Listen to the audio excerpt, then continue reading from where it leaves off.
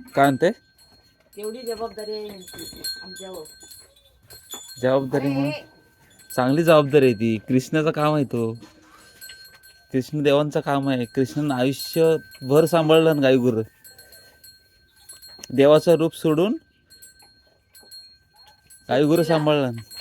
ही वासरं भारणं आल्यावर ओटी खाली गेली ना, लाट नाही उचलीत.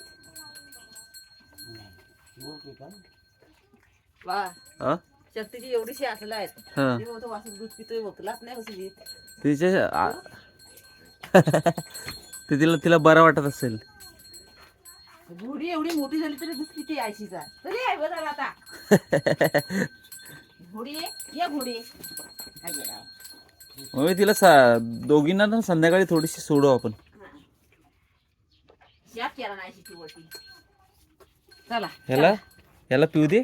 पियाला बघाला काय किती येतोय आता उन्हात ना.